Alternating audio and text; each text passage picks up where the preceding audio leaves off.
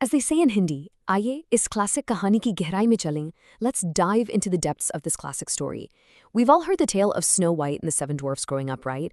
But today, we're not just rereading a simple fairy tale. We're actually unpacking the absolute biggest secret hidden right beneath the surface of this story, the literal superpower of empathy and true compassion. So, what makes someone truly beautiful? Is it really just the reflection staring back at us in the mirror? Today, we're going to answer that exact question by looking at a queen and a princess who proved to the world that real beauty isn't about your face at all. It's all about how you treat people and the kindness you put out into the world. Okay, let's dive right into this clash between superficial beauty and true, genuine kindness. Just feel the stark contrast here. On one hand, you've got the immensely jealous, evil queen.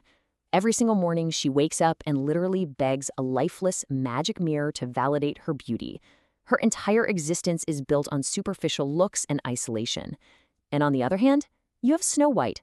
Her true beauty naturally radiates through her empathy. She's out there connecting with animals, talking to flowers, and just instinctively helping others. It's the ultimate showdown between physical obsession and emotional purity. We can really boil this difference down to two simple words: vanity and empathy. The queen's absolute fatal flaw was her vanity. I mean, the moment that mirror told her that a 7-year-old Snow White was 1,000 times more beautiful than her fragile ego completely shattered. Snow White's greatest strength, though, was her selfless empathy. That fiery hatred from the queen, it was entirely fueled by vanity. And as we'll see, it's exactly what leads to her ultimate downfall. Moving on to our next major turning point, the huntsman's compassion. This is where empathy actively changes the entire course of the narrative. Picture this. They are deep in a dark, terrifying forest. The huntsman literally draws his knife to kill her, and this innocent child cries out, "Please don't kill me. I promise I will never return to this palace. I will live in this forest forever." Just take a second to feel the raw emotion and absolute terror in that plea. The absolutely crucial takeaway here is that empathy is not a weakness. It is an active, courageous choice. The huntsman was under strict orders from the queen, but Snow White's pure innocence completely melted his heart. He actively chooses compassion, drops his knife, and spares her, faking her death with a wild boar's heart instead. This is the very first time we see kindness literally save her life. Now, let's transition over to that tiny house in the woods and see how empathy creates safe havens and incredibly strong communities. 7. When a starving, exhausted Snow White finally stumbled into that little cottage, she saw 7 tiny plates and glasses on the table.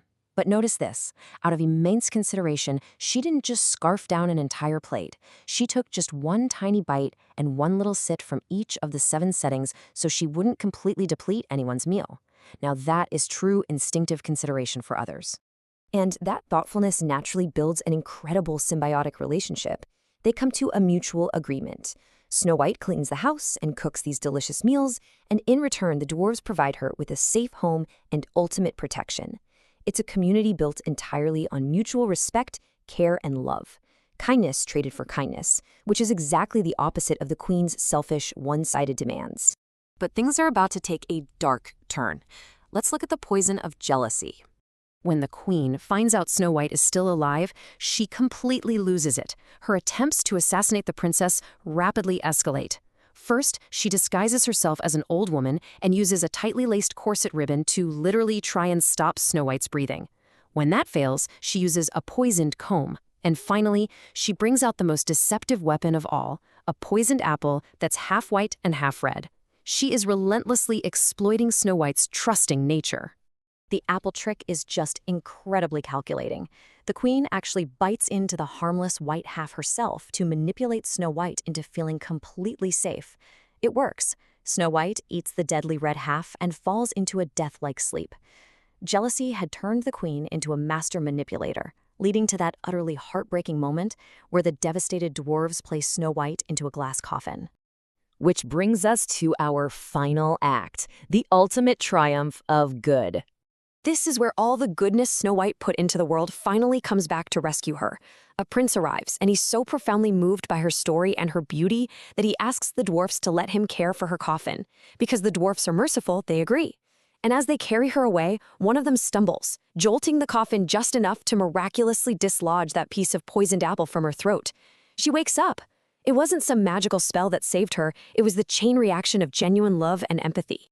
Meanwhile, back at the castle, the queen gets the shock of a lifetime.